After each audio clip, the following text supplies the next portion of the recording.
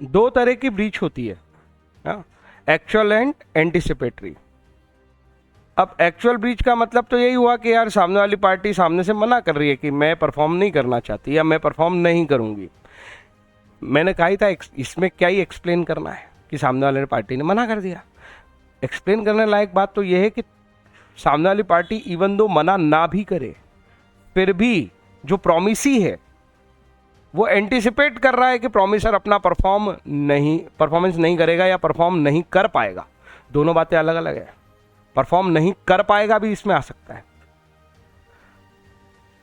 Anticipatory breach of contract is a breach of contract occurring before the time fixed for performance has arrived. सबसे important line तो सबसे पहले लिखी है, date of performance set है suppose, या due है सपोज 10 जनवरी। 10 जनवरी के पहले पहले ही एंटिसिपेशन है ब्रीच का। 10 जनवरी आ जाएगी तो फिर तो एक्चुअल ब्रीच हो जाएगी, वो नहीं परफॉर्म करेगा। तो मेरी बात समझ में आई कि नहीं?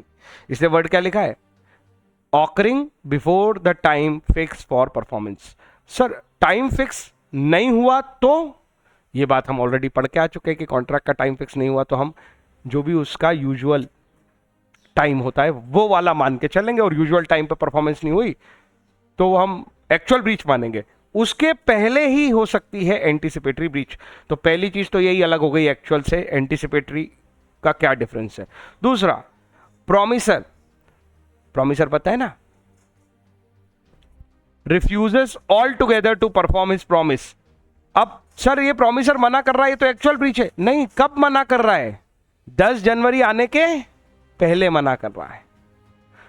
प्रॉमिसर मना कर रहा है सर 10 जनवरी के पहले कर रहा है तो भी हम एंटिसिपेटरी ब्रीच मानेंगे। हाँ, 10 तारीख को मना करेगा तो एक्चुअल ब्रीच मानोगे।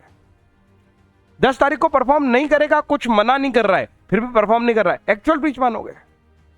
लेकिन 10 के पहले वो मना कर दे, खुद से सामने से मना कर रहा है, हमारी इच्छा होगी, एक्चुअल ब्रीच हो गया। नहीं हुआ। Before the time fixed for performance, अगर उसने मना भी कर दिया ना तो मैं कहता हूं कि तुम्हारे पास एक ऑप्शन है कि उसको धमकाओ और बोलो कि देख मैं कोर्ट जाऊंगा, 10 तारीख का टाइम है तेरे पास, तब तक तेरा परफॉर्मेंस तू कर सकता है। Are you getting my point? और ऑब्वियसली एक ऑप्शन और कोर्ट यहां पे देना चाहता है तुम्हें कि जब सामने वाला मना कर रहा है तो वेट करके क्यों पागल बन रहे हो। सपोज तुम्हारी शादी है और तुम्हारा टेंट वाले से कॉन्ट्रैक्ट है और वो तुम्हें 10 तारीख का कॉन्ट्रैक्ट है, वो 8 तारीख को बोल रहा है मैं तो नहीं आ पाऊंगा सर। अब तुम कह रहे हो नहीं तू आ जाना और मैं 10 तारीख तक इंतजार करूंगा तेरा और मैं किसी और को टेंट वाले को नहीं बुलाऊंगा, तो भैया तुम्हारा कार्यक्रम बिगड़ने वाला है। कोई सेंस नहीं है इस बात का कि आप उसका वेट करो। तो कोर्ट यहां तुम्हें ऑप्शन देना चाहता है कि भाई जब उसने मना कर दिया ड्यू डेट ऑफ परफॉर्मेंस के पहले ही, आप आज ही ब्रीच मान लो। वो मना कर रहा है तो अपने को मानने में क्या दिक्कत है? उसको बोल दो कि ठीक है भाई तेरा कॉन्ट्रैक्ट कैंसिल, तू डैमेज दे दे, सीधे दे दे, नहीं तो मैं कोर्ट जाके ले लूंगा। Are you getting my point?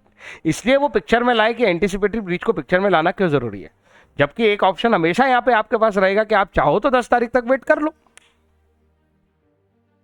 लेकिन अब मजेदार कहानी सुनो, यहीं पे सुना देता हूं ताकि वो पूरा प्रोविजन अपन जब आगे पढ़े तो तुम्हें समझ में आए। सोचो तुम्हारे टेंट वाली कहानी में 8 तारीख को मना करता है, तुम उसको धमकी देके आते हो कि 10 तारीख तक को मैं तेरा इंतजार करूंगा और मेरा कार्यक्रम अगर बिगड़ गया ना बेटा तो फिर आके बताता हूं मैं तुझे। अब 9 तारीख को उज्जैन में आ गई बाढ़ और सब बह गया है। अब किसी टेंट का लगना ही पॉसिबल। अब इस इम्पॉसिबिलिटी ऑफ परफॉर्मेंस जो कि ऑकर हुई 9 को और 8 को तुम आ गए थे देके धमकी, अब 10 को उस इवेंट की वजह से पॉसिबल है ही नहीं परफॉर्मेंस, क्या तुम अब उसके अगेंस्ट डैमेजेस क्लेम कर सकते हो? अब तुम उसे ब्रीच मान भी नहीं सकते हो, छोड़ो डैमेजेस वैमेजेस, क्योंकि 10 तारीख को इम्पॉसिबल टू परफॉर्म है वो कहानी। इसकी बजाय अगर 8 को तुम क्या कर लेते, बोलो ठीक है तेरा मेरा कॉन्ट्रैक्ट कैंसिल, अब मैं दूसरे को हायर कर रहा हूं, अब तू आना मत। क्यों? अब मैं परफॉर्म नहीं करूंगा, ना मैं तेरा इंतजार करूंगा, ना मैं तेरे को टेंट लगाने दूंगा। तूने मना कर दिया ना आज, तो मैं आज ब्रीच मान रहा हूं। मैं 10 का वेट अब नहीं करूंगा, अब तुझे परफॉर्म नहीं करना है, मैं भी मेरा परफॉर्मेंस नहीं करूंगा, तेरे को बस अब डैमेजेस देने मेरे। ये अगर आप 8 को करते और फिर 9 को बढ़ाती तो भी तुम डैमेज क्लेम करने का राइट रखते हो। अंतर समझ में आ रहा गेम में कितना अंतर है? तो एंटीसिपेटरी ब्रीच करना अगर वो सिचुएशन है तो हमेशा फायदेमंद है,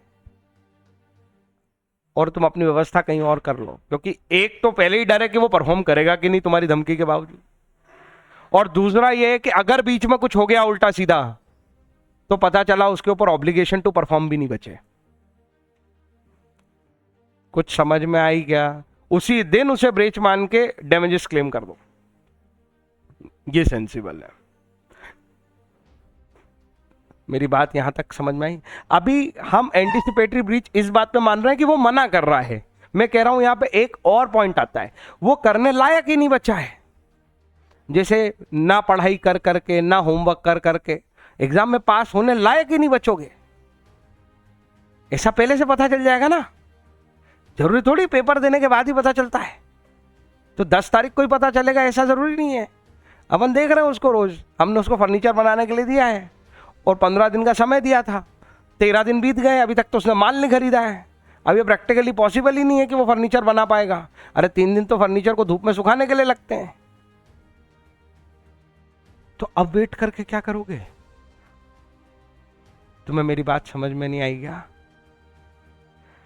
वो तो बोल रहा है अरे आपको क्या करना है मैं दे दूंगा यार। हो सकता है वो सोच रहा हो कि अभी बोलते रहो, ताला लगा के चले जाएंगे, उस दिन ढूंढता रहेगा ये क्या चला जाएगा अपना। तो ये एंटीसिपेटरी ब्रीच में उन्होंने कवर किया, क्योंकि लोग ऐसा करते थे, कॉन्ट्रैक्ट कर लेते हैं, एडवांस ले लेते हैं, पैसा खा के घूमते रहते हैं, परफॉर्मेंस करते नहीं है, परफॉर्मेंस को इम्पॉसिबल बना देते हैं खुद के कारण। खुद के परफॉर्मेंस ना करने के कारण ही उन्होंने परफॉर्मेंस को इम्पॉसिबल बना दिया है। उसके लिए भी ये एंटीसिपेटरी ब्रीच एक बहुत अच्छा इलाज है। वो मना करे before the time fixed for performance, वो मना कर रहा है, कौन? प्रोमिसर, तो भी एंटीसिपेटरी ब्रीच मान लो। उसने खुद के वजह से ही इम्पॉसिबल कर लिया है परफॉर्मेंस करना, तो भी एंटीसिपेटरी ब्रीच मान लो। 2 जगह एंटीसिपेटरी ब्रीच मानी जा सकती है बस। एंटीसिपेटरी ब्रीच मानने से क्या होगा? उसी दिन कॉन्ट्रैक्ट रिसाइंड कर दो, उसी दिन कॉन्ट्रैक्ट पे डैमेजेस क्लेम कर लो, उसको नोटिस भेज दो कि भैया मेरी तरफ से खत्म, कोई कॉन्ट्रैक्ट नहीं अब अपना, तू डैमेजेस दे दे। नहीं करोगे तो मैंने कॉन्सिक्वेंस बता दिए। 10 तारीख को या तो परफॉर्मेंस नहीं मिलेगी, एक तो यही खतरा है, और दूसरा ये है कि बीच में अगर हो सकता है उसके ऊपर से ऑब्लिगेशन टू परफॉर्म भी चली जाए। हालांकि ऑप्शन आपके पास है कि आप उसको धमका के ड्यू डेट तक का इंतजार कर लो और परफॉर्मेंस मांगो, ठीक है सर। अगर उसने मना करा था 5 तारीख को और 10 तारीख हमने उसको धमका के छोड़ दिया था, 10 तारीख तक हम इंतजार कर रहे थे और 10 तारीख को आकर उसने परफॉर्मेंस कर दी, क्या अब भी हम उससे डैमेजेस मांग सकते हैं? नो।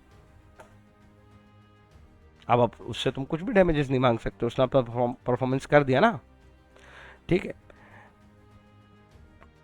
तो देखो यहां पहला वर्ड लिखा था refuses altogether to perform, साफ साफ मना कर रहा है, ये पॉइंट 1 है।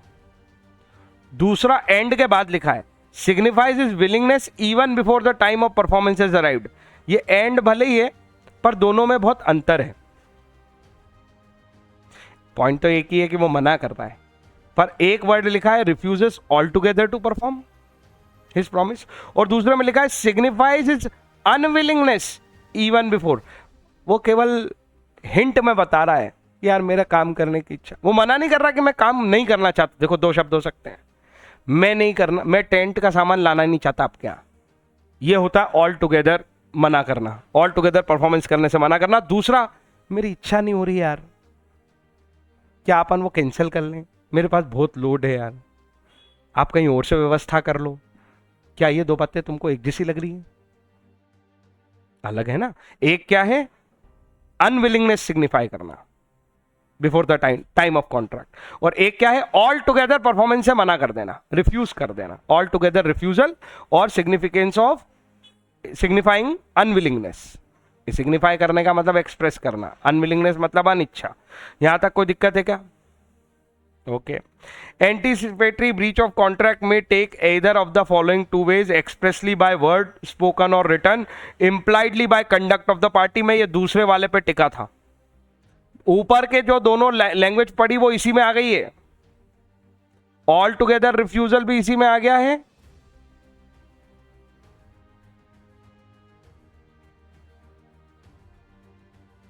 और सिग्निफाई अनविलिंगनेस भी इसी में आ गया।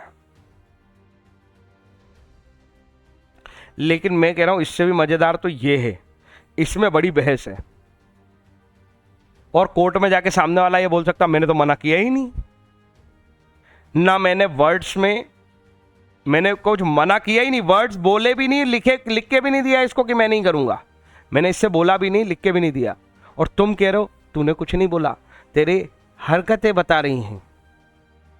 जैसे नहीं ये बोल रहे हैं सब पास हो जाएंगे, हम तो पास हो जाएंगे, पर हरकतें क्या बता रही हैं? पढ़ाई करोगे तो पास होगे ना, ये कंडक्ट से पता चल रहा है।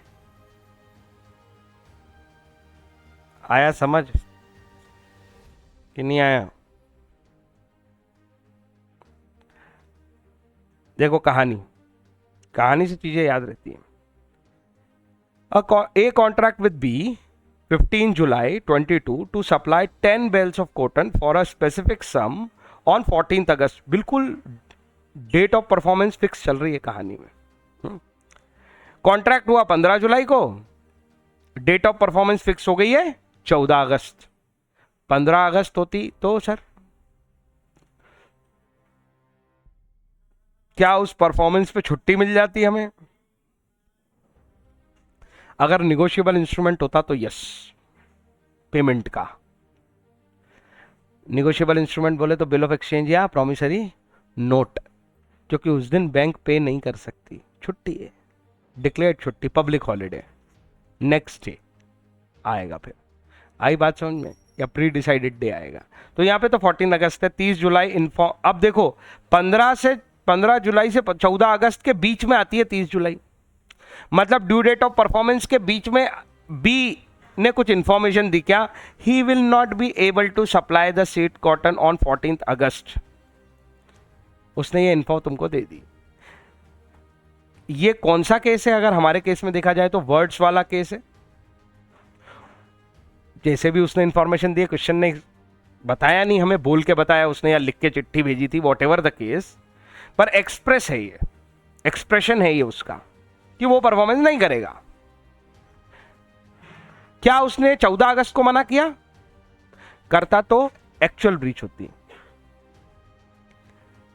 उसने 30 जुलाई को मना करा, यहां पे मैं उसे एंटीसिपेटरी ब्रीच मान सकता हूं। मैंने क्या बोला? एंटीसिपेटरी ब्रीच हो नहीं गई, मेरे मानने पे डिपेंड करेगी। मैं बोलूं उससे दूसरी चिट्ठी लिख के कि भाई तू कुछ भी बोल, मैं 14 अगस्त तक तेरे परफॉर्मेंस का इंतजार करूंगा, तो मैंने इसे एंटीसिपेटरी ब्रीच नहीं माना। फिर ये एंटीसिपेटरी ब्रीच नहीं है। अगर मैंने वो वाला ऑप्शन चुन लिया तो काय के एंटीसिपेटरी ब्रीच? ब्रीच तो तब होगी ना जब नॉन परफॉर्मेंस मान लिया जाए। तो एंटीसिपेशन में भी मैं कहां नॉन परफॉर्मेंस मान रहा हूं अभी भी, तो ये मेरे ऑप्शन पे है। अभी तो केवल देखो, उसने भी कहीं एंटीसिपेटरी ब्रीच लिखा क्या? नहीं, उसने केवल ये लिखा here is the express rejection of the contract. एक पार्टी की तरफ से कॉन्ट्रैक्ट एक्सप्रेसली रिजेक्ट कर दिया गया है। दूसरा एग्जांपल पढ़ो, where A agrees to sell is white horse to be for 50,000 on 10th August. बड़ा इंटरेस्टिंग केस है यार। एक सफेद घोड़ा है मेरे पास, मैं तुम्हें बेच रहा हूं, ये वो स्पेसिफिक बता दिया उसने, और 50,000 रुपए का बेच रहा हूं और 10 अगस्त को बेचूंगा। आज नहीं बेच रहा हूं, आज तो केवल कॉन्ट्रैक्ट किया है कि 10 अगस्त को आना, घोड़ा ले जाना, 50,000 दे जाना। उस 10 अगस्त आने के पहले, अभी तुमको तो नहीं बेचा ना, 10 अगस्त आने के पहले मैंने ऑलरेडी घोड़ा सी को बेच दिया 1 अगस्त को ही। अब मेरी हरकतों से क्या पता चल रहा है? बाय हिज कंडक्ट, कि मैं परफॉर्मेंस कैसे करूंगा। आप कर नहीं सकते, इसकी गारंटी नहीं ले सकते अभी भी। क्यों? हो सकता है 1 अगस्त को बेचूं, वापस खरीद के तुमको 10 अगस्त को बेच दूं। भाई तुम्हारी बात, तुम मेरी बात तो 10 अगस्त की है ना, तुम 10 को आके बात करना। लेकिन क्या ये इम्पॉसिबल नहीं कर लिया है कि आप पूरी तरह से उसके हाथ से बात चली गई है, अब तो वो 1 जिसको घोड़ा बेच दिया वो वापस दे तो की बात है। तो कंडक्ट से पता चल रहा है कि ये जो कॉन्ट्रैक्ट है ये प्रॉमिसर के परफॉर्म मतलब प्रॉमिसर इसको परफॉर्म करने की अनविलिंगनेस एक्सप्रेस कर रहा है कंडक्ट से, वर्ड से नहीं। उसने मुझे कुछ नहीं बोला है 1 अगस्त को, उसने बस घोड़ा बेच दिया है, वही वाला जो उसको 10 अगस्त को मुझे बेचना था। क्या ये समझ में आया? इसका इस पे एग्जांपल शादी वाला भी आता है। ए ने बी को प्रॉमिस किया कि अपन शादी करेंगे 20 नवंबर, कोई सी भी डेट डाल दी और उसके पहले 1 महीने पहले उसने शादी कर ली। तो उस सामने वाला क्या अभी भी 20 नवंबर तक वेट करे? कर सकता है, लीगली ऑप्शन है उसके पास। चलो, section 39 of the Indian contract act deals with anticipatory breach of contract and provides as follows. तो देखो section 39 is very very important section जो हमें आना चाहिए। बहुत कम सेक्शन बोले मैंने तुमसे अभी तक, कितने बोले?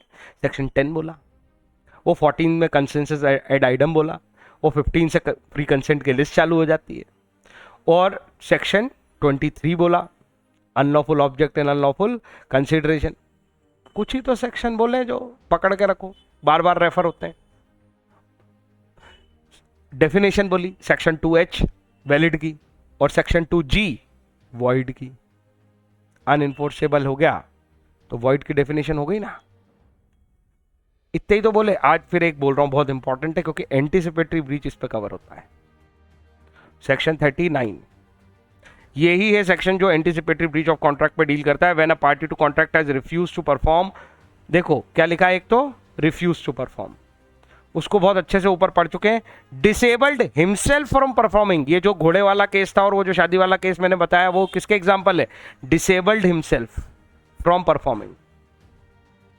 His promise entirety, in its entirety, the promisee may out an end to the contract, make out, तो may put to an end, ठीक है। किसको राइट दिया है? प्रॉमिसी को राइट दिया है। He has a right, he has an option to put an end. Right है मतलब आप एक्सरसाइज करोगे, इसकी कोई कंपल्शन नहीं है, अगर ड्यूटी भी होती। इसीलिए वर्ड क्या यूज किया है? मे। मस्ट लिखा है क्या? मस्ट पुट एन एंड नहीं लिखा, इसलिए मैं बार बार उसका पहले ही मैंने तुम्हें सेंस समझा दिया है उसका क्या है। तो may put an end to the contract. अब वो बोल रहा है unless he had signified but words और कंडक्ट, मतलब वो कह रहा है ये है ना 2 कॉमा के बीच में है, इसको मत पढ़ो अभी, सीधे put to an end to the contract के बाद सीधे ये पढ़ो। ये भी कॉमा के बीच है, इसको भी छोड़ दो।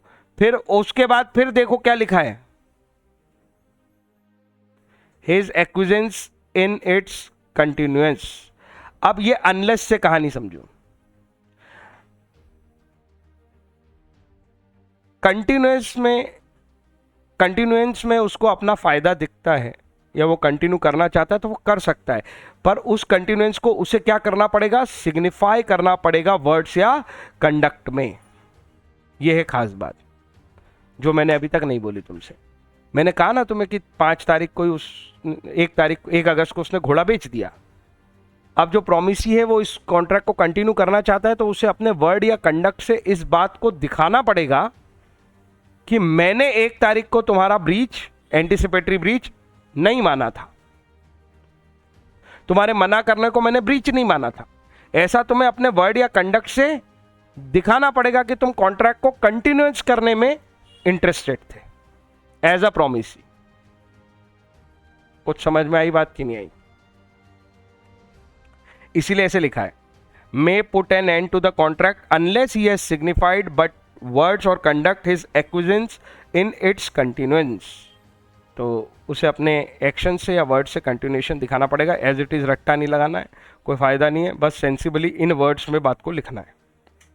ठीक है, आगे देखो।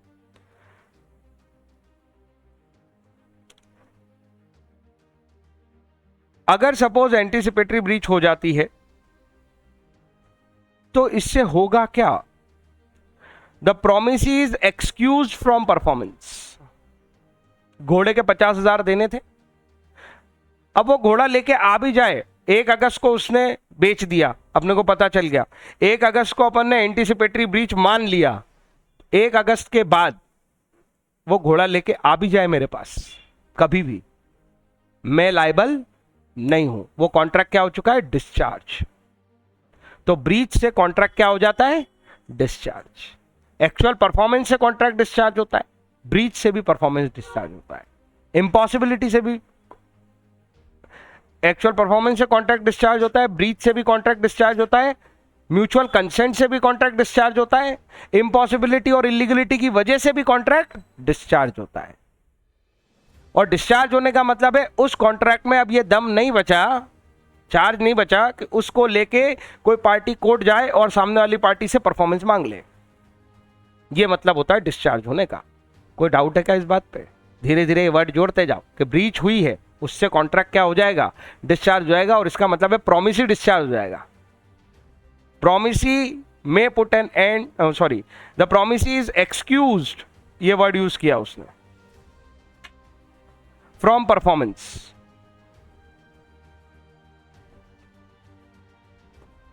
कोई डाउट है क्या? स्क्रीन गई हो तो मुझे बताना। नहीं गई? अच्छा,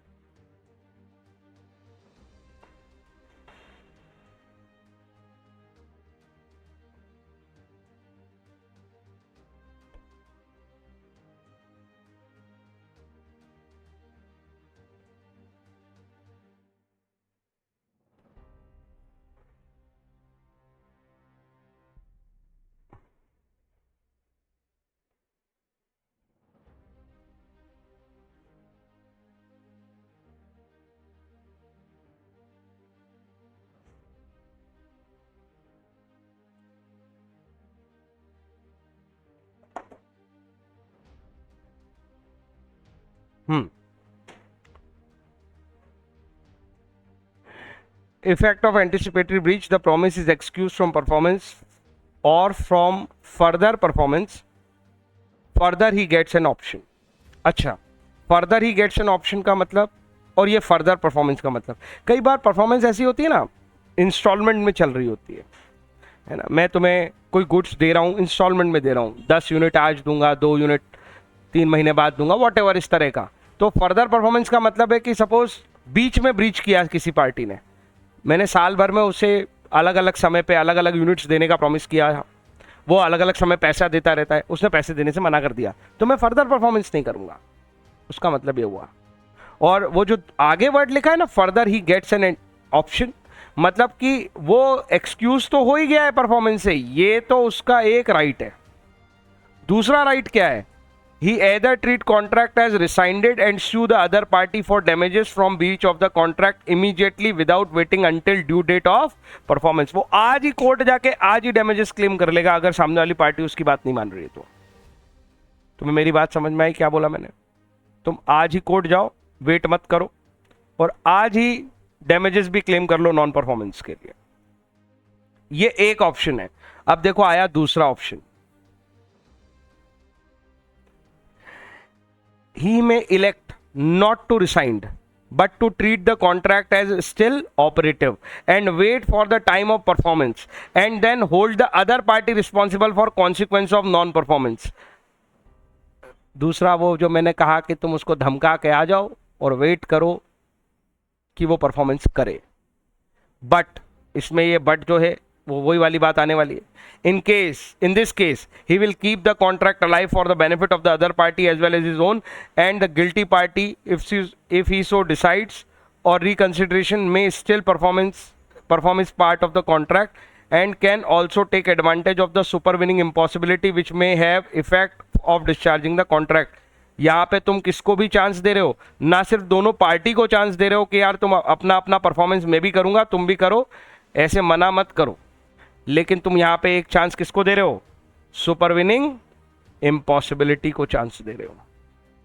वही जो मैंने कहा था, बाढ़ आ जाएगी तो टेंट लगेगा ही नहीं, तो फिर कॉन्ट्रैक्ट इम्पॉसिबिलिटी की वजह से ही डिस्चार्ज हो जाएगा. देखो वर्ड आ गया, डिस्चार्जिंग और सुपरविनिंग इम्पॉसिबिलिटी. बोलो जी बोलो, कोई डाउट है, कुछ पूछना चाहते हो तो बताओ.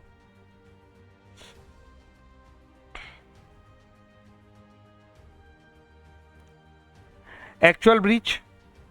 In the contrast to anticipatory, it is the case of refusal to perform or the performance of promise on the scheduled date.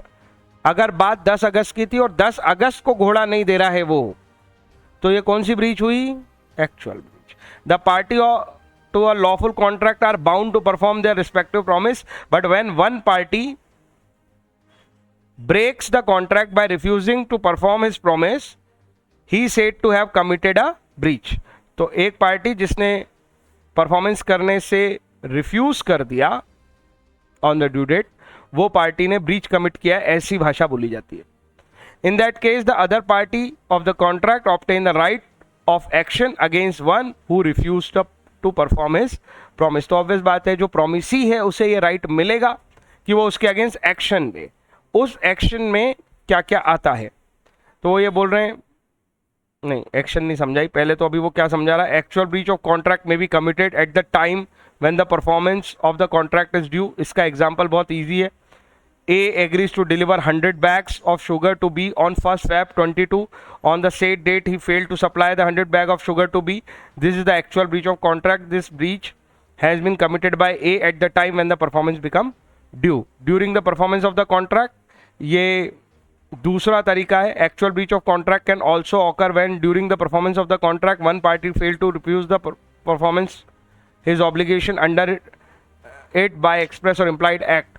Example के लिए, एक बस का टिकट तुमने लिया है, तुम जर्नी में हो और आधे रास्ते में बोलता है मैं आगे नहीं ले जा रहा, तो ये ड्यूरिंग द परफॉर्मेंस ही क्या हो गया है, ब्रीच हो गया है. और ये ब्रीच भी कौन सा ब्रीच है, एक्चुअल ब्रीच है.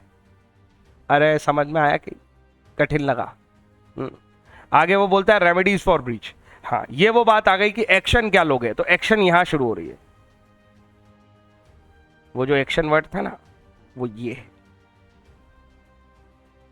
तो एक्शन क्या हो सकती है, रिसेशन कर दो, डैमेजेस क्लेम कर लो, स्पेसिफिक परफॉर्मेंस करा लो, इंजंक्शन, सामने वाली पार्टी को कुछ करने से रोक दो, क्वांटम मेरिट के बेसिस पे आप जो है उससे परफॉर्मेंस लो. क्वांटम मेरिट मतलब कि इवन दो कॉन्ट्रैक्ट में कुछ डिसाइडेड नहीं था, दोनों पार्टी का म्यूचुअल एग्रीमेंट नहीं था, पर किसी पार्टी ने तुम्हारी चीजों का बेनिफिट लिया है, तुमसे कोई सर्विसेज ली है, तो उसे पेमेंट देना पड़ेगा. कोई दिक्कत. और इसमें एक तरह से इस क्वांटम मेरिट को समझाता हूं. सपोज मेरे और तुम्हारे बीच में कॉन्ट्रैक्ट हुआ कि हर महीने की 5 तारीख को तुम मुझे गुड्स भेजोगे और मैं तुम्हें पैसे दूंगा, और ऐसा अपन पूरे साल करेंगे, ऐसा अपन दोनों के बीच में डिसाइड हो गया एवरी मंथ. 4 महीने तक सब हंकी डोरी था, बढ़िया चलता रहा, सामान आता रहा, पैसे देता रहा. 4 महीने बाद तुमने सामान डिले भेजना शुरू करा. मैंने कहा 5 तारीख डिसाइड हुई थी, देख अगली बार डिले मत भेजना. अगली बार फिर डिले भेजा. मैंने कहा मैं कॉन्ट्रैक्ट में रहना नहीं चाहता. इस तरह से झगड़े चालू हो गए, मामला डिस्प्यूट में चला गया. तुम कह रहे हो यार पॉसिबल ही नहीं था, ये समस्या थी, वो समस्या थी. मैं कह रहा हूँ यार ये सब जो तेरी समस्या है तू बता रहा है, ये कोई एक्सक्यूज मतलब ये कोई रीजनेबल नहीं है. तो ये सब तेरे प्री प्लानिंग की गलती है, तेरे प्लानिंग और मैनेजमेंट की गलती है. इसको इम्पॉसिबल तूने खुद बनाया है. ये कोई नेचुरल इम्पॉसिबल या इलीगल वाली सिचुएशन तो है नहीं, है ना. पैसे कम थे, मैं अरेंज नहीं कर पाया, ये सब तेरी जान दिक्कत है. मेरे वर्कर कम थे, वो छुट्टी पे चले गए थे, ये सब तू जान. ये रीजन नहीं हो सकते नॉन परफॉर्मेंस के. समझ आई ना मेरी बात. इसको इम्पॉसिबिलिटी नहीं बोलेंगे. तो अपना दोनों का मामला कोर्ट गया, मामला एक्चुअल ब्रीच में चला गया, वो ड्यूरिंग द परफॉर्मेंस भी एक्चुअल ब्रीच होती है, ये ड्यूरिंग द परफॉर्मेंस चल रही थी कि साल भर हम एक दूसरे को के साथ एक्सचेंज होता रहेगा गुड्स और पैसों का। अब क्या हुआ कि कोर्ट में वो ब्रीच माना जा रहा है, तो तुम लोग ये कह रहे हो कोर्ट में कि सर जब ब्रीच हो गया तो अब रफा दफा करो मामले, किसने किससे क्या लिया, किसने किसको क्या दिया, छोड़ो, बंद कर दो सब डब्बा, इस पे कोई बात नहीं होगी क्योंकि अब परफॉर्मेंस तो ब्रीच हो गई ना। तो क्वांटम मेरिट वो ग्राउंड बनेगा जहां पे कोर्ट कहेगा नहीं ऐसे बंद नहीं होगा, जिसने जिससे जो लिया है और जो दिया है उसका हिसाब किताब होगा, और जिसका जितना बनता है देना सामने वाले को वो देना पड़ेगा। ये जो कोर्ट का डिसीजन है, ये किस प्रिंसिपल पे कोर्ट बातें कर रहा है, quantum merit, as much as earn. जितना बेनिफिट एक पार्टी दूसरे से ले चुकी है और आज ब्रीच हो रहा है या कॉन्ट्रैक्ट जो है वो रेपुडिएट हो रहा है, कैंसिल हो रहा है, रिसाइंड हो रहा है, तो उस दिन ये हिसाब किताब होना जरूरी है। कुछ अभी भी बात समझ में आई या नहीं आई क्वांटम मेरिट की, है ना? मैं इसको अलग अलग तरीके से बताता जाऊंगा, मैंने पहले भी बोला। Suit for damages, section 73 again very IMP. क्यों सर? अब देखो, चेन सुनो, कॉन्ट्रैक्ट वैलिड है या नहीं, essential condition section 10 plus other sections, कम से कम 2 पार्टी इन्वॉल्व होना चाहिए, कुछ कुछ तो याद हो जाने चाहिए। अब उसमें से लिस्ट पढ़ ली है हमने, अब मैं कल पूछूंगा 6 ये वाले और 5 वो वाले, तो वो तो एक सेक्शन हमें आना ही चाहिए। ये सेक्शन आना चाहिए। अनलॉफुल ऑब्जेक्ट और अनलॉफुल कंसिडरेशन बहुत इंपॉर्टेंट बात है, क्योंकि वो पर्पस अगर गड़बड़ होता है, सबसे ज्यादा क्वेश्चन ही इस ग्राउंड पे बनते हैं। सेक्शन 23 का रेफरेंस डालना आना चाहिए कि उसने करा दिया सेक्शन कॉन्ट्रैक्ट वॉइड। उसके बाद कंसेंसस एड आइटम बहुत इंपॉर्टेंट बात बनती है, उस पर बहुत क्वेश्चन आते हैं। कंसेंसस था ही नहीं बायलैटरल मिस्टेक के केस में, सेक्शन 14। और फिर कंसेंट तो थी, कंसेंसस हो गया तो कंसेंट हो गई। Consensus about what? 2 things, nature of transaction और subject matter of the contract. Consensus था, कंसेंट बनी, पर वो फ्री नहीं थी, तो वॉइडेबल ऑप्शन पे चला जाता है। उस पर बहुत क्वेश्चन आते हैं और उसके अंदर हो जाता है कि एग्रीड पार्टी के पास ये ऑप्शन है कि वो कॉन्ट्रैक्ट को वॉइड बना सकती है। उसके अंदर वो पूरी लिस्ट आ जाती है, 4 और जो बचे हैं उनकी, कोएर्शन, अनडू इन्फ्लुएंस, फ्रॉड और मिसरिप्रेजेंटेशन। फ्लो समझ में आ रहा है? फिर कहानी कहां टर्न ले सकती है? परफॉर्मेंस हुई, हमने परफॉर्मेंस के सेक्शन पढ़े,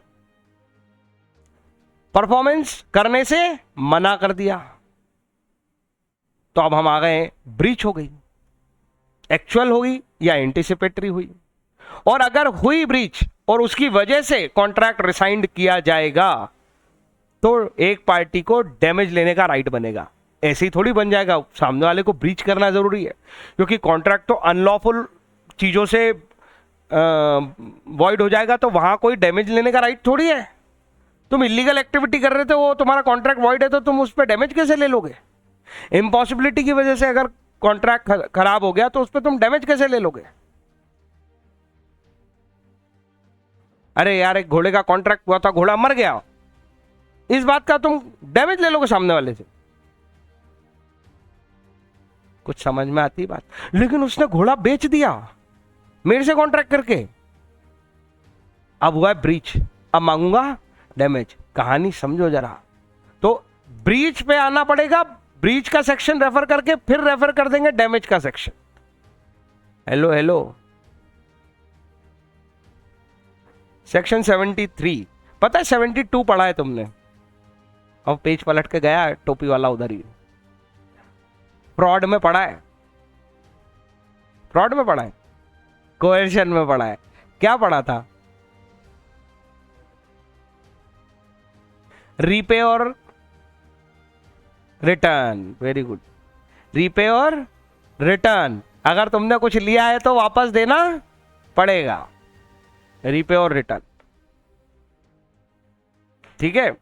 और वो सब वॉइड के लिए है, वो हर वॉइड कॉन्ट्रैक्ट के लिए है, सिर्फ कोएर्शन के लिए नहीं है। कॉन्ट्रैक्ट अगर वॉइड हो गया और अगर तुम किसी चीज के रिसिप्ट में हो सामने वाली पार्टी की, और उसके अगेंस्ट तुम्हें परफॉर्मेंस करना था। अब परफॉर्मेंस तो करना नहीं है, तो क्या करें? तो रीपे करो, रिटर्न करो। सर हमारा तो नुकसान हुआ है, हाँ तो वो चीज तो रिटर्न करो, डैमेज दिलाएंगे ना। नहीं आया समझ? किसी ने धमका के तुमसे तुम्हारी प्रॉपर्टी ले ली और तुम्हें दे दिए 10 लाख रुपए, और प्रॉपर्टी है 10 करोड़ की, साइन वाइन सब ले लिए। अब कोर्ट वोट गया, मामला सेटल हो गया, तुम्हारी जमीन तुम्हें वापस दिला रहा है कोर्ट। तुम कह रहे हो मैं 10 लाख नहीं दूंगा उसके वापस। क्यों भैया? मुझे तकलीफ हुई है। अरे तो तकलीफ के पैसे अलग से मांग, वो कोर्ट डिसाइड करेगा। तू वो पैसा रखने का राइट थोड़ी रखता है। अरे समझ में आ रहा है कि नहीं? वो 72 बोलता है रीपे करो या रिटर्न करो। आगे चलो। तो section 73 has laid down the rules as to how the amount of compensation is to be determined. Amount of compensation कैसे डिटरमाइन होना चाहिए, इस चीज के रूल्स लिखे हैं सेक्शन 73 में। क्योंकि जब जब ब्रीच होगा तब तब डैमेजेस की बात होगी। डैमेजेस की बात सेक्शन 73 करेगा। साफ लिखा है ये, on the breach of contract the party suffers from such breach is entitled to receive from the party who has broken the contract compensation for any loss or damage caused to him by the breach. ये है वो language जो 73 की language है, और ये हमें लिखनी आनी चाहिए। On the breach of contract, जिस पार्टी का नुकसान हुआ है, the party who suffers the loss has a right to get compensation, और has a right to get compensation की अच्छी language entitled to receive compensation. ऐसे अपने आप को सिखाओगे कि हाँ सेंस समझ आ गया, इसको बोलते कैसे, बार बार बोलोगे तो सीख जाओगे। राइट की जगह क्या आता है? Entitled to get compensation from the party who has broken the contract. बात समझ में आई या नहीं आई? कंपनसेशन फॉर एनी लॉस और damage cost to him by the breach. कितना कितना तुम्हारी मर्जी का नहीं, जितना लॉस हुआ है उसका कंपनसेशन दिलाते हैं। यह बात मैंने तुम्हें लॉ के जनरल प्रिंसिपल में समझा रखी है कि कभी भी कोई कोर्ट या लॉ तुम्हें बेनिफिट दिलाने के लिए नहीं है, तुम्हारे नुकसान की भरपाई करने के लिए है। ये दोनों बातों में बहुत अंतर है। नहीं तो वो 10 लाख उसको रख लेने देते, बोलते कि हाँ ठीक है तेरे साथ गलत हुआ, अब तू ये पैसे रख ले। ऐसा नहीं होता है। जितना नुकसान हुआ है उसका कंपनसेशन करेंगे। इंश्योरेंस कॉन्ट्रैक्ट जैसा, इंश्योरेंस कॉन्ट्रैक्ट तुम्हारे बेनिफिट के लिए है।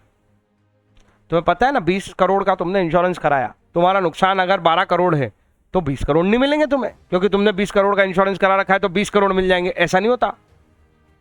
सर्वेयर आएगा, वो सर्वेयर आके तुम्हारी असेट की वैल्यूएशन करेगा, देखेगा कितनी असेट के नुकसान हुआ है, कितनी तुम्हें रिकवरी हो रही है, उसके ग्राउंड पे अपनी रिपोर्ट बनाएगा, इंश्योरेंस कंपनी को सबमिट करेगा। तब इंश्योरेंस कंपनी आपको पैसा दे। तुम्हारी गाड़ी ठुक गई, तुम्हारी कार का इंश्योरेंस है 10 लाख रुपए का, उसमें नुकसान हुआ है मुश्किल से 20,000 रुपए का, तो क्या तुमको 10 लाख दे देंगे? वो लॉस का कंपनसेशन करने बैठे हैं, इंडेमनिफाई करने बैठे हैं।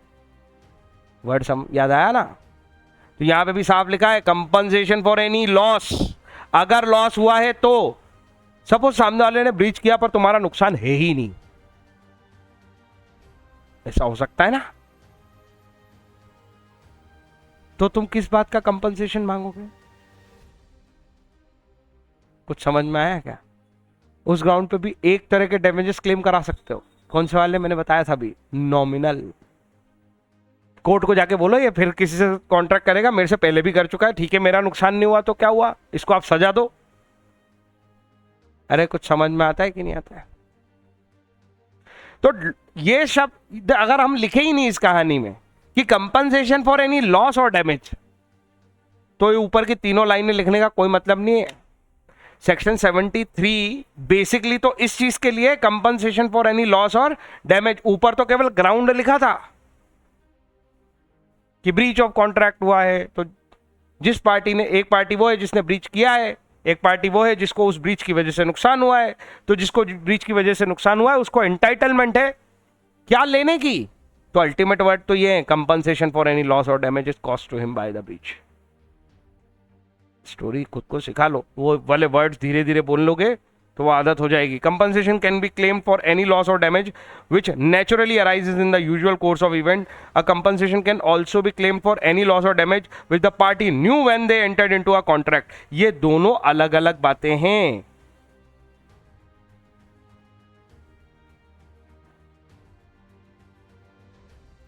एक वो है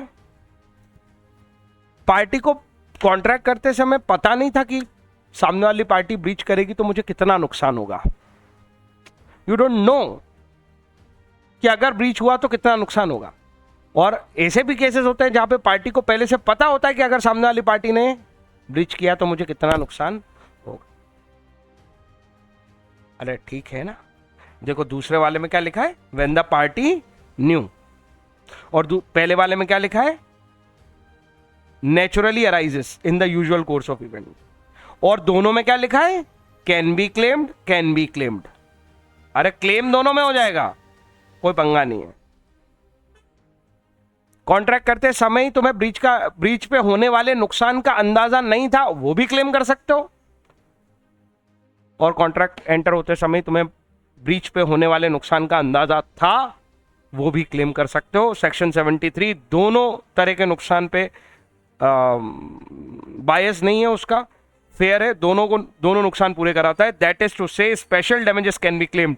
अब देखो आया ना वर्ड, अभी इस पे मैं और जाऊंगा। मैंने कहा था सबसे ज्यादा जो अंदर घुमा फिरे हैं ना, दो अंदर एक दूसरे के अंदर मिक्स्ड हैं, वो हैं ऑर्डिनरी डैमेज और स्पेशल डैमेज। बाकी तो बेचारे नाम से बता देते हैं हम कौन है, ठीक है। That is to say special damage can be claimed only on a previous notice, but the party suffering from breach is to bound to take reasonable step to minimize the loss. वो एक obviously ये पूरी कहानी किसकी बनी, point 2 की। Point 2 में पहले से तुम जानते थे कि अगर ब्रीच होगी तो डैमेज होगा। अरे शिप चला है किसी और कंट्री से, शिपिंग कंपनी के साथ अपना कॉन्ट्रैक्ट है कि गुड्स आएगा, और अपन ये जानते हैं कि अगर डूब गया, स्ट्रेट ऑफ हॉर्मुज से शिप आ रहा है, अगर उस पर अटैक हो गया तो नुकसान हो जाएगा, तो इंश्योरेंस लेके रखो ना। स्पेशल डैमेज था, नोन था नुकसान क्या होगा अगर ब्रीच हो गया तो, नॉन परफॉर्मेंस हुआ तो कितने रुपए का आपके पास, आप तभी इसको क्लेम कर सकते हो। Claimed only on previous notice. Special damages can be claimed only on previous notice. बिना प्रीवियस नोटिस के स्पेशल डैमेज क्लेम नहीं हो सकते। Very very important. और अगली इंपॉर्टेंट कहानी तो उससे भी बढ़िया है, but the party suffering from breach is bound to take reasonable steps to minimize the loss. इस लाइन को लिखे बिना कोई अच्छा क्वेश्चन पूरा ही नहीं होने वाला है जिस पर डैमेज आ गया है, क्योंकि एक और प्रिंसिपल सुनो लॉ का, लॉ इग्नोरेंस को कभी एक्सक्यूज नहीं करती।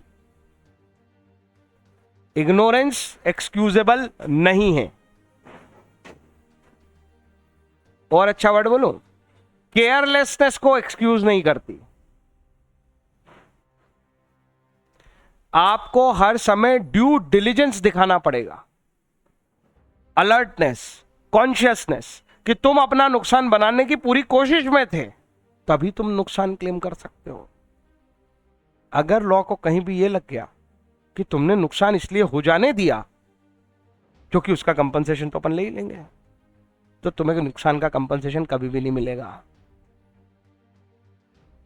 तुम्हें मेरी बात समझ में आई कि नहीं? जैसे तुम होमवर्क इसलिए नहीं करके आए कि सर तो करा ही देंगे, और सर ये जैसे ही समझ जाते हैं कि तुमने सिर्फ इसलिए नहीं किया कि क्या फर्क पड़ता है, वो था तुम केयरलेस बिहेव कर रहे थे घर पे।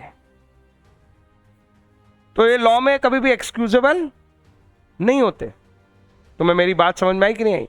तो जब तक ये प्रूव ना हो जाए ना, डैमेज, कोई भी बंदा डैमेज क्लेम करने गया ना, उसको दो बातें तो प्रूव करनी है। मैंने रीजनेबल स्टेप्स ली थी मेरे लॉस को कम करने की, उसको ये प्रूव करना ही करना है। Are you getting my point? The party suffering from breach is bound to take reason, bound word use किया है लॉ ने, तुम ऑब्लिगेशन में हो टू टेक रीजनेबल स्टेप्स, वो प्रूडेंस फॉलो करना है, ड्यू डिलीजेंस फॉलो करना है, केयर फॉलो करनी है। ये शब्द आएंगे तुम्हें वेरियस लॉज में, वेरियस सब्जेक्ट्स में, ऑडिट में भी आएगा खूब ये शब्द कि due you have to behave diligently with caution, care के साथ, मीन्स तुम्हें ऑर्डिनरी प्रूडेंस वहां पे प्रैक्टिस करना ही करना है। जहां तुम आए हो डैमेज मांगने, बिना इन शब्दों के डैमेज नहीं मिलता। तो जो भी डैमेज हम पढ़ने वाले हैं सबके लिए ये लाइन सबसे ज्यादा इंपॉर्टेंट है। कोई डाउट है तो बताओ जल्दी। और स्पेशल डैमेज सिर्फ तब और तब मिलेंगे, ओनली, ओनली वर्ड यूज हुआ ना, ऑन अ प्रीवियस नोटिस। हाँ, नेचुरल डैमेजेस मतलब नेचुरली अराइज हुए डैमेजेस वो तुम्हें मिल जाएंगे आराम से, पर जिसके बारे में पहले से जाना जा सकता था वो डैमेज तुमने जाने नहीं, फिर उन डैमेजेस के लिए रीजनेबल स्टेप्स ली जा सकती थी, वो तुमने ली नहीं, तो तुम डैमेज लेने का राइट नहीं रखते। कोई डाउट है इस बात में तो बताओ। तो केवल ऐसा नहीं कि हर जगह छाप दो डैमेज मिल जाएंगे, डैमेज मिल जाएंगे। पहली बात तो हमेशा ये वर्ड लिखना चाहिए, has a right to get the damages. फिर वो कंडीशनल है राइट आपका, और ये वो कंडीशंस हैं जो हमने अभी पढ़ी है ऊपर के पैराग्राफ में। ऊपर कितना बढ़िया चला वो, compensation can be claimed for any loss और damage natural arises. Can be claimed word use किया था, क्लेम हो जाएगा ये नहीं बोला है। और कैन बी क्लेम्ड के लिए तुम पे कंडीशन डाली है वो लास्ट वाले पैराग्राफ में, the party suffering from breach is bound to take reasonable step to minimize the loss. तो कैन बी क्लेम्ड ऐसा फ्री नहीं है कि तुम ले लो। आया, समझ आया?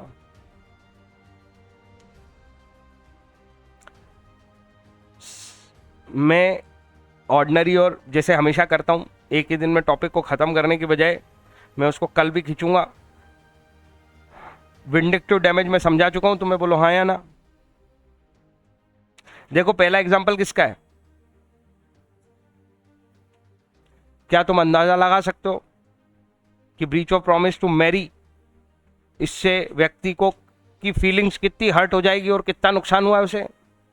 नहीं लगा सकते। Wrongful dishonour by banker, customers check,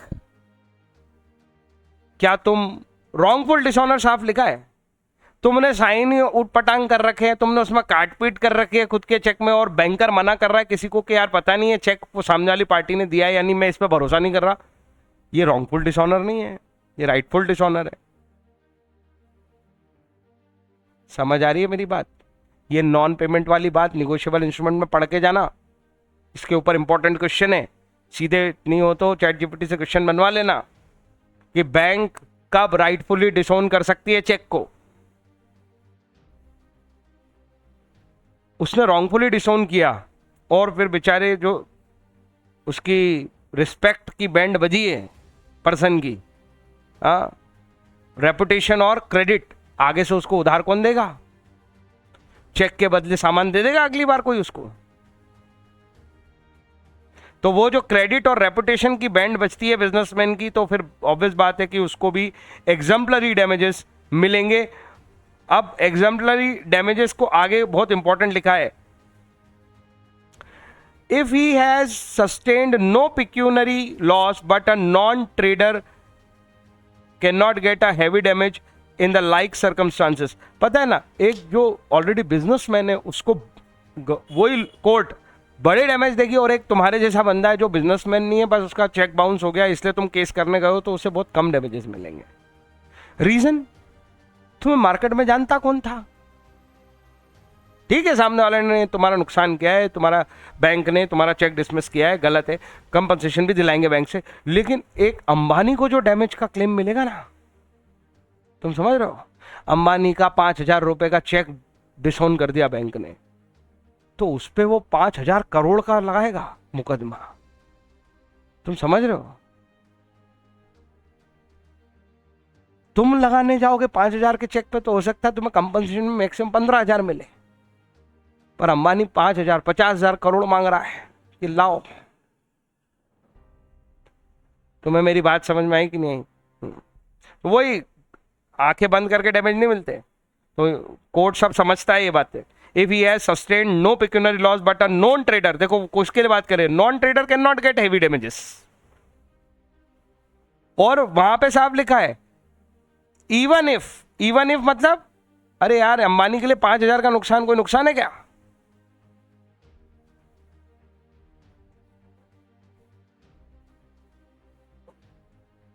उसका डॉग फूड होगा एक टाइम का 5,000, तो इसमें क्या फर्क पड़ रहा है? पर वहां पे मामला पैसों का है ही नहीं। जैसे मैरिज वाले केस, ये सब मामले पैसों के नहीं है यार, पैसे इसका कंपनसेशन नहीं कर सकते, यहाँ पे हैवी डैमेजेस लगते हैं इसीलिए। तो ये दोनों अच्छे से समझ के रखो। नॉमिनल डैमेज समझा चुका हूं मैं। Nominal damage are awarded where plaintiff, plaintiff पता है किसको बोलते हैं? केस लगाने वाला, जिसने आरोप लगाए हैं, जो क्लेम करने आया है, उसको बोलते हैं। दो पार्टी होगी ना, एक आरोप लगाने वाला होगा और एक आरोपी होगा जिस पे आरोप लगाए जाएंगे। प्लेंटिफ जो आरोप लगा रहा है, जो क्लेम कर रहा है। डिफेंडेंट जिस पे आरोप लगाए गए वो अपने आप का बचाव कर रहा है। तो वो कह रहे हैं nominal damages are awarded, awarded मतलब नॉमिनल डैमेजेस तब दिए जाएंगे, कोर्ट के ऑर्डर को बोलते हैं अवॉर्ड। तो nominal damages are awarded when the plaintiff has proved that there has been a breach of contract. तो आरोप लगाने वाले ने प्रूव कर दिया है, क्या वर्ड यूज किया है? प्रूव्ड, कि ब्रीच हुई है मेरे साथ। और वो ये भी बता रहा है कि I did not in fact suffered any real damage, और मेरा नुकसान भी नहीं हुआ है। सामने वाले ने ब्रीच किया और मेरा नुकसान भी नहीं है खास, ये प्रूव हो चुका है। फिर क्यों दे रहे हो sir? It is award just to establish the right to decree for the breach of contract. Breach करना मजाक नहीं है, तुम कॉन्ट्रैक्ट ब्रीच नहीं करोगे, इस बात को समझाने के लिए इस तरह के ऑर्डर दिए जाते हैं। अमाउंट मे बी अ रुपी, 1 रुपए का नुकसान, 1 रुपए का डैमेज लगाया है सर, हम तो खुशी खुशी दे देंगे। हाँ, और साथ में बोलेगा 1 साल तक इस पार्टी से कोई कॉन्ट्रैक्ट नहीं करेगा, मैं डिस्क्वालिफाइड कर रहा हूं उसको। समझ में नहीं आई बात? तो ये मैंने कहा था ना, दिखावे का मॉनेटरी टर्म्स में देखो तो कोई लॉस नहीं है, लेकिन रेपुटेशन टर्म्स में बहुत बड़ा लॉस है कि तुम्हें आरोपी को माना गया कि उसने गड़बड़ की है और उसको सजा दी गई है।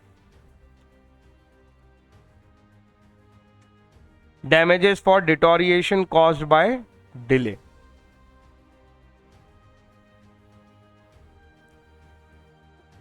अगर जैसे वो कैरियर एरियर वाले केस होते हैं, मैं इसको है ना वो थोड़ा सा अलग से समझाऊंगा।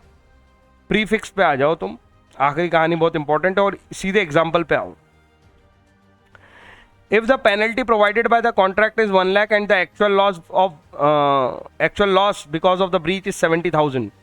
अब सुनो, कॉन्ट्रैक्ट में तुमने लिखा था कि यार देखो, अगर किसी ने गड़बड़ करी तो 1 लाख का जुर्माना लगेगा, यही शब्द हुआ ना, पेनल्टी। गुड्स कितने का नुकसान हुआ? अरे छोड़ो, वो 10 रुपए का हुआ हो, जुर्माना 1 लाख लगेगा। इस बात पे दोनों पार्टी पहले से डिसाइडेड है, प्रॉमिसर भी और प्रॉमिसी भी। तभी बना वो कौन सी कैटेगरी का? प्रीफिक्स्ड। यहां पहली लाइन पढ़ो, if the penalty provided by the contract, मन से नहीं बोल रहे हम, और अभी नहीं बोल रहे हम, जिस दिन कॉन्ट्रैक्ट बनाया था उसी में प्रोवाइड कर दी थी कि 1 लाख की पेनल्टी है। अब रियल नुकसान उन्होंने एग्जाम्पल में ले लिया 70,000। अब लॉ क्या कहता है सुनो, अगर वो बात हो जाए कि 1 लाख ही देने पड़ेंगे अब तो डैमेज की वो आखिरी लाइन का क्या होगा जो मैंने सबसे देर तक तुम्हें समझाई, कि कंपनसेशन लॉस का मिलेगा। नहीं आया समझ में? यहां पे क्या लिखा है? only 70,000 shall be available as damages.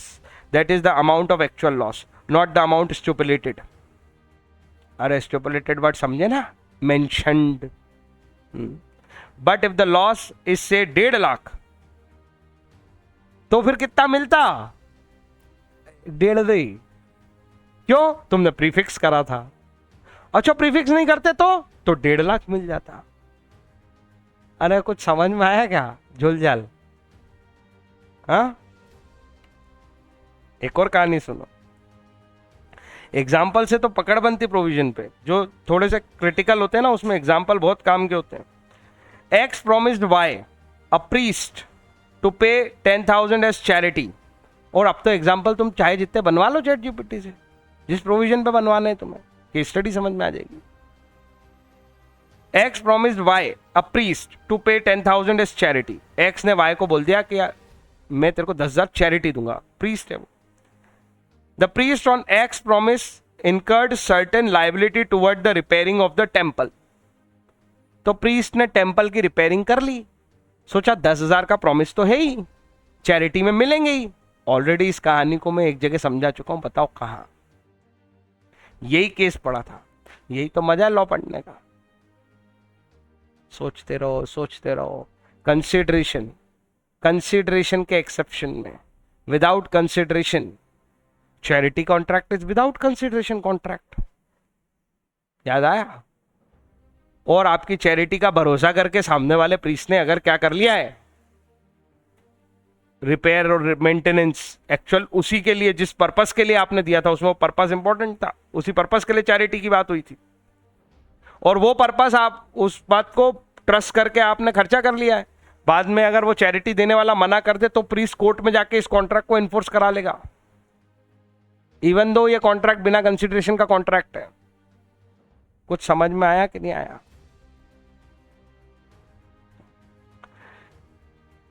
The extent कितना रिकवर कराएगा? अगर 7,500 का खर्चा हुआ है तो क्या 10,000 रिकवर कर सकता है? नहीं, 7,500 ही कर सकता है। देखो, क्योंकि अब मामला किसका हो गया था? कॉन्ट्रैक्ट वो हो गया था, क्या हो गया था? ब्रीच। सामने वाले ने मना किया, मामला गया कोर्ट, फिर प्रीस्ट का नुकसान देखा गया और नुकसान आया 7,500। Are you getting my point? Sir खर्चा अगर 15,000 का होता तो? जब प्रीस्ट को प्रॉमिस ही 10,000 का है तो वो 10 के ऊपर मांग भी कैसे सकता है? ठीक है ना? Some time party to a contract stipulate at the time its formation on breach of contract by any of them a certain amount will be payable as damages. It may amount to either liquidated damages, that is reasonable estimate of likely loss in the case of breach, or penalty, the amount arbitrarily fixed as damages payable. दोनों के अंतर लिखे हुए हैं, तुम्हें दिखे क्या? एक रीडिंग में आना चाहिए। अगर उन्होंने 1 लाख रुपए जैसे कोई रैंडम फिगर फिक्स कर दिया तो क्या कहलाएगी? पेनल्टी। इसके लिए शब्द क्या यूज हुए हैं? अमाउंट आर्बिटरीली। आर्बिटरीली मतलब स्वेच्छा से। Fixed as damage payable 1 lakh रुपए, आर्बिटरीली फिक्स्ड इसको बोलेंगे। दूसरा लिक्विडेटेड डैमेजेस, यहां पे पार्टीज ने कोई अमाउंट नहीं लिखा है अपने कॉन्ट्रैक्ट में, पर ये प्री डिसाइड कर रहे हैं कि भाई किसी का भी जितना भी नुकसान होगा उतना भरपाई की जाएगी, ऐसा डिसाइड कर रहे हैं। अमाउंट नहीं है। ऊपर वाले शब्द पढ़ो, a reasonable estimate of the likely loss in the case of breach. इसको कौन से डैमेज बोलेंगे? लिक्विडेटेड डैमेज बोलेंगे। नहीं आया समझ में? Section 74 provides if the sum is named in the contract as the amount to be paid in case of breach, the aggrieved party is entitled to receive the party as at a fault reasonable compensation not exceeding the amount so named. Very very important. क्या लिखा है? Section number नहीं, provision is very very important. हर जगह number नहीं बोल रहा हूं मैं। यहाँ प्रोविजन क्या इंपॉर्टेंट है पता है?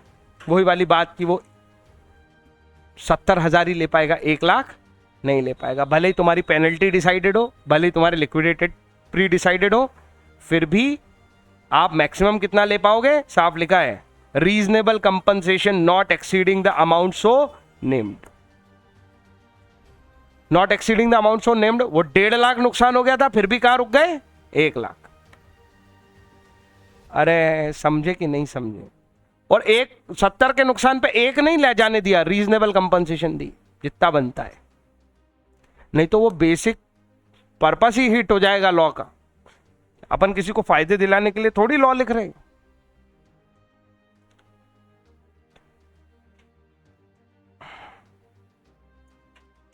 देखो इंग्लिश लॉ और इंडियन लॉ में थोड़ा अंतर है, पेनल्टी और लिक्विडेटेड डैमेज में। मैं कल फिर समझाऊंगा ये वाली बात। देखो पेनल्टी एंड लिक्विडेटेड डैमेज कहां तक गए हैं, ठीक है। और नीचे के टॉपिक भी देखो, ये सब हमने बेसिक बेसिक पढ़ लिया है कि कौन कौन से लीगल ऑप्शन है, और चैप्टर खत्म होने वाला है, कल निपट जाएगा। ये यूनिट बड़ी नहीं है, बहुत काम किए। ये जितना हमने कॉन्ट्रैक्ट अभी तक पढ़ा उसको रैप अप करने के लिए बहुत इंपॉर्टेंट यूनिट थी। कोई डाउट है इसमें तो बताओ।